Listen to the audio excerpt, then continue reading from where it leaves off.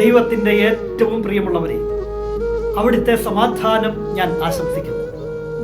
ഇന്ന് കർത്താവ് നമുക്ക് നൽകുന്ന ദൂത് വിശുദ്ധ ലൂക്കാ എഴുതിയ സുവിശേഷം 1-ാം അധ്യായം 56-ാം തിരുവചനം. മറിയം അവളുടെ കൂടെ 3 മാസത്തോളം താമസിച്ചു, പിന്നെ വീട്ടിലേക്ക് മടങ്ങി. പരിശുദ്ധ ദൈവമാതാവിൻ്റെ വണക്കമാസത്തിൻ്റെ 12-ാം നാൾ മറ്റൊരു പ്രത്യേകത കൂടെയുണ്ട്. ഇന്ന് ഭൂമിയിലെ മാലാഖമാരെ ഓർക്കുന്ന വേൾഡ് നഴ്സസ് ഡേ ആണ്. എല്ലാ നഴ്സുമാർക്കും ആശംസകൾ.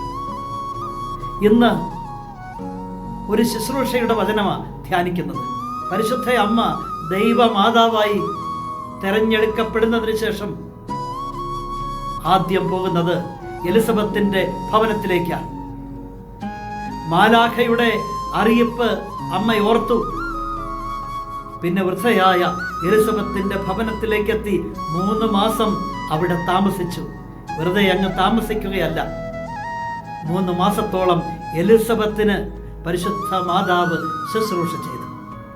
1 ദിവസമല്ല, 5 ദിവസമല്ല, ഒരാഴ്ചയല്ല, 4 ആഴ്ചയല്ല, 3 മാസത്തോളം പരിശുദ്ധ മാതാവ് ഒരു ശുശ്രൂഷകയായി അവിടെ ഉണ്ടായിരുന്നു.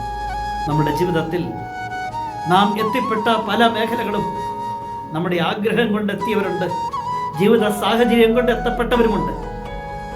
എങ്കിലും കൈക്കുമ്പിളിൽ വെച്ച് തന്ന ആ ശുശ്രൂഷ, അത് ഏത് ജോലിയുമാകട്ടെ, സൗമ്യതയോടെ, വിശ്വസ്തയോടെ, പ്രാർത്ഥനയോടെ നമുക്ക് ചെയ്യാൻ സാധിക്കുന്നെങ്കിൽ അതിന് പൂർണ്ണതയുണ്ടാകും എന്ന് മാത്രമല്ല, അത് ദൈവസന്നിധിയിൽ സ്വീകാര്യമാവുകയും ചെയ്യും. പരിശുദ്ധ മാതാവ് ഒരു മാതൃകയായി നിൽക്കട്ടെ. കരുണാമയനായ ദൈവം നമ്മെ എല്ലാവരെയും സമൃദ്ധിയായി അനുഗ്രഹിക്കും.